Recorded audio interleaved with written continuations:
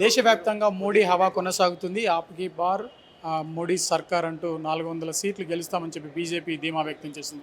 ఈ నేపథ్యంలో ఈసారి ఖచ్చితంగా భారత్ జోడో యాత్ర, భారత్ న్యాయ యాత్ర ఈ 2 కూడా ప్రభావం చూపుతాయి. దేశంలో ప్రజలు మార్పును కోరుకుంటున్నారని కాంగ్రెస్ పార్టీ భావిస్తుంది. నిజానికి మరి మోడీ హవా ఉంటుందా?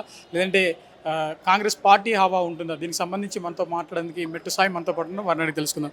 నిజానికి ఇప్పుడున్న పరిస్థితుల్లో ఈసారి ఎంపీ ఎలక్షన్‌లు ఎవరికి అంటే బీజేపీ కాంగ్రెసే ఉంటుందా? లేకపోతే మోడీ హవా ఉంటుందా? మోడీ అంటే బీజేపీకి సంబంధించిన నేతలందరూ కూడా ఆప్‌కి బార్ మోడీ సర్కార్ అంటూ 400 సీట్లు అంటున్నారు. ఏ విధంగా చూడొచ్చు దీన్ని?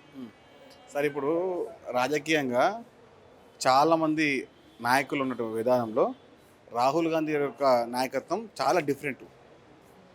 ఎంత మాట్లాడినా ఎంత మాట్లాడకున్నా వారి కుటుంబం చాలా దేశం కోసము ప్రాంత కుటుంబం వాళ్ళది. మోడీకి వాళ్ళకు ఆయన పోలిక లేదు. ఏదో అనుకోకుండా ఆయన నాయకుడిగా మోడీ గారు 10 సంవత్సరాలు దేశం పీడ్చుక తిన్నారు.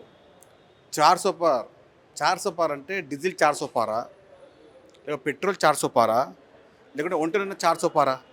అది చెప్పండి మీరు. మీకు దమ్ముంటే రేపు ఎన్నికల్లో 100 రూపాయలు ఉన్న డీజిల్ని పెంచామని చెప్పి ఓట్లు అడగండి, పెట్రోల్ పెంచామని ఓట్లు అడగండి. ఆ స్థాయి లేకుండా మేము అది చేస్తున్నాము, మేము ఇది చేస్తున్నాము, మేము అది కడుతున్నాము. ఒకటే మాట చెప్తున్నాను, రాజకీయానికి ప్రజలకు మీరు ఏం చేస్తున్నారో ముందు భరోసా అది ఇవ్వండి. మీకు 100 రూపాయలు డీజిల్ కావాలంటే బీజేపీకి 100 సీట్లే కావాలి. మీకు 100 రూపాయలు పెట్రోల్ కావాలంటే బీజేపీకి 100 సీట్లే ఉండాలి. మీకు 400 రూపాయల డీజిల్ కావాలంటే బీజేపీకి 400 సీట్లు ఇవ్వండి. మీకు 400 రూపాయలు పెట్రోల్ కావాలంటే మీరు 400 రూపాయలు ఇవ్వండి. ఒకటే చెప్తున్నాను, ఇప్పుడు దేశ ప్రజలకు ఒకటే సూచన, మీకు డీజిలు పెట్రోలు 400 రూపాయలు దాటాలి అనుకుంటే బీజేపీ ఓటేయండి. ఏ విధంగా చూడొచ్చు? మోడీ ప్రచార సభ కూడా తెలంగాణలో ఉంది. 5, 6, 7 తారీఖులో కూడా మోడీ ప్రచారం చేస్తున్నారు. కానీ కాంగ్రెస్ పార్టీకి సంబంధించి కేంద్రంలో ఉన్న నాయకులు ఎవరు కూడా ప్రచారంలో పాల్గొనట్లేదు. ఎట్లా చూడొచ్చు? కాంగ్రెస్ పార్టీ ప్రతి నాయకుడు ఒక స్టార్ క్యాంపెయినరే, ప్రతి కార్యకర్త ఒక స్టార్ క్యాంపెయినరే. మీకు కుళ్ళు చెప్తున్నాను, ఇప్పుడు 116 రూపాయలు 115 రూపాయలు పెట్రోల్ ఉంది. నీకు 115 సీట్లు ఇవ్వండి బీజేపీకి, అంతే ఉంటుంది డీజిల్ పెట్రోల్. గ్యాస్ ఎంత ఉంది? గ్యాస్ అండి ఇప్పుడు 1400 గ్యాస్ ఉంది. బీజేపీ వచ్చింది అనుకో సెంటర్లో 4000 అవుతుంది, 4000 అవుతుంది. ఇది రాసుకోండి విషయాన్ని మీరు. ఏదో మేము టైంపాస్గా మాట్లాడతలేం. భవిష్యత్తుని అంధకారం చేయడంలో బీజేపీకి సిద్ధహస్తులు. కాంగ్రెస్ ప్రభుత్వం కూలిపోతుందని చాలామంది చెప్తున్నారు. కేసీఆర్ చెప్పాడు, ఇటు లక్ష్మణ్ చెప్పాడు, ఏలేటి మహేశ్వర్ రెడ్డి కూడా చెప్తున్నారు. దీన్ని ఏ విధంగా చూడొచ్చు? లక్ష్మణ్ ఆయన అనుమానాస్పద నాయకుడు. ఒకసారి ఎమ్మెల్యే అయిండు, అనుకోకుండా ఎమ్మెల్యే అయిండు. బీజేపీ అధ్యక్షుడిగా ఉండి ఓడిపోయి 3వ స్థానంలో ఉన్నాడు. ఆయన కూడా మాట్లాడితే ఇక మేమేం మాట్లాడాలి చెప్పండి. ఇక లక్ష్మణ్కి ఎవరన్నా చూసి ఓటేస్తారు, లక్ష్మణ్కి ఎవరైనా ఓటేస్తారు, ఆయన మాట ఎవరైనా పట్టించుకుంటారా? ఎక్కడన్నా కూర్చుంటే ఒక మూల కూర్చుంటాడు. ఆయన బీసీ నాయకుడు, ఆయన బీజేపీ నాయకుడు, ఆయన మాట మేము వినాలి. కాంగ్రెస్ పార్టీని రక్షిస్తుంది, కాంగ్రెస్ పార్టీని కాపాడుతుంది, కాంగ్రెస్ పార్టీకి అండగా ఉంటుంది, కాంగ్రెస్ పార్టీ కవచంలా ఉంటుంది రేవంత్ రెడ్డి. మీకు దమ్ముంటే ఆపండి.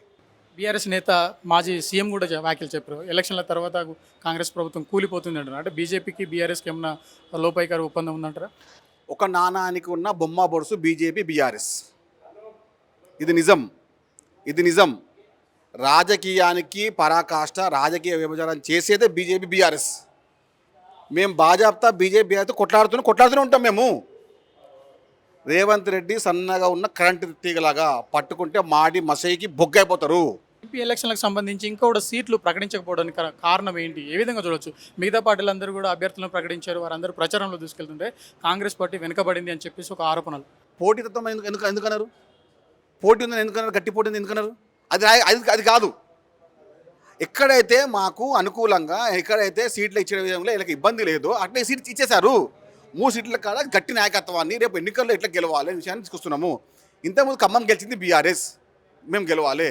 ఇంకా హైదరాబాద్ గెలిచింది మేము గెలవాలి. కరీంనగర్ గెలిచింది బీజేపీ, మేము గెలవాలి. అంటే గట్టి నాయకత్వాన్ని తీసుకొస్తామని చెప్పి ఎందుకు అనుకోరు?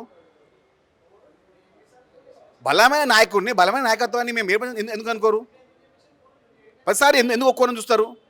బీజేపీ పార్టీకి నాయకులు లేక అద్దెకి తీసుకొని కాళ్ళ వేళ బతిమాడి వచ్చి కూర్చున్న నాయకత్వానికి మాకు ఏం చెప్పండి?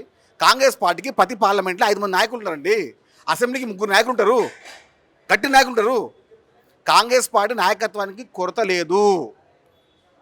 ఒకరు పోతే ఇంకిద్దరు తయారై ఉంటారు. ఆ విషయాన్ని బీజేపీ పార్టీ తెలుసు, బీఆర్ఎస్ పార్టీ తెలుసు. కాంగ్రెస్ పార్టీ వచ్చే 15 ఏళ్ళు తెలంగాణ రాష్ట్రంలో సుభిష్టంగా అందరి ప్రజాక్షేమం కోసం ఉంటుంది. ఎవరో చిల్లర మొల్లలు గారు చిల్లర మాట్లాడి భయపడనీకే అక్కడ ఎవరే లేమలే కూర్చోలే. రేవంత్ రెడ్డి కూర్చున్నాడు ఆడ. ఆయనే అర్జునుడు, ఆయననే కృష్ణుడు. ఇప్పుడు పీసీసీ ప్రెసిడెంట్ ఆయన్నే, ముఖ్యమంత్రి ఆయన్నే. ఒక్కటే వ్యక్తి ఇద్దరులాగా ఉంటే ఎట్లుంటుందో ఆయన రేవంత్ రెడ్డి. మహాభారతాన్ని నడిపించినటువంటి అర్జునుడు కృష్ణుడు ఇప్పుడు రేవంత్ రెడ్డి. ఆ విషయాన్ని మర్చిపోకండి. రాష్ట్ర రాజకీయాలని పెను మార్పు చేసి ఇప్పుడు రాష్ట్రంలో కాంగ్రెస్ పార్టీ తీసుకున్న ఘనత రేవంత్ రెడ్డి గారిది. ఆ విషయాన్ని మర్చిపోకండి. రాజకీయాలు చెప్పండి, ఎవరైనా వెళ్ళే ఉంటారు రోడ్డు మీద కూర్చున్న రేవంత్ రెడ్డి గారు చెప్పకండి. చెప్పిండుగా మొన్న ఏమన్నాడు, ఎవడున్నాడు ఇక్కడ రేవంత్ రెడ్డి అని చెప్పిండుగా, ఉన్నాడు ఆయన్నే. కృష్ణుడు ఆయన్నే, అర్జునుడు ఆయన్నే. మహాభారతాన్ని గెలిచేది అర్జునుడు శ్రీకృష్ణుడే. కురుక్షేత్రం గెలిచేది మళ్ళీ శ్రీకృష్ణుడు అర్జునుడే. కాబట్టి ఒక రాష్ట్ర ముఖ్యమంత్రిగా, ఒక పీసీసీ ప్రెసిడెంట్గా రేవంత్ రెడ్డి గారు ఉన్నారు. ఆయన నాయకత్వాన్ని ప్రతి గ్రామ ప్రజలు అందరూ హర్షిస్తున్నారు, ఆయన మద్దతు పలుకుతున్నారు. బీజేపీకి బీఆర్ఎస్కి ఓట్లు అడిగే దమ్ము లేదు, హక్కులే అర్హత కూడా లేదు. ఏం ఓట్లు అడుగుతారు వీళ్ళు?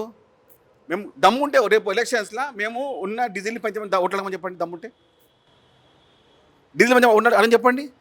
ఇదే నినాదంతో కాంగ్రెస్ పార్టీ ప్రజల్లోకి వెళ్తుందా? ఇదే ఎజెండాగా ప్రజల్లోకి వెళ్ళి ప్రజలను చైతన్యం చేస్తారా? బాస్ ఇక్కడ మా చెప్తున్నాం ఏంటండి, నిశ్శబ్ద విప్లవం నడుస్తుంది. నిశ్శబ్ద విప్లవం, కాంగ్రెస్ పార్టీ విప్లవం నడుస్తుంది. కాంగ్రెస్ పార్టీ గెలవబోతుంది. ఇది రాసుకోండి.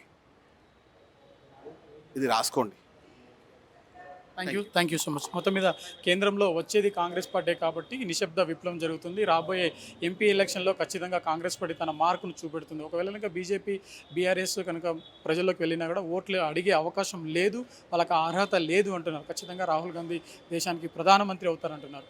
కెమెరామెన్ సుజిత్తో పబ్లిక్ కోర్ట్ న్యూస్, హైదరాబాద్.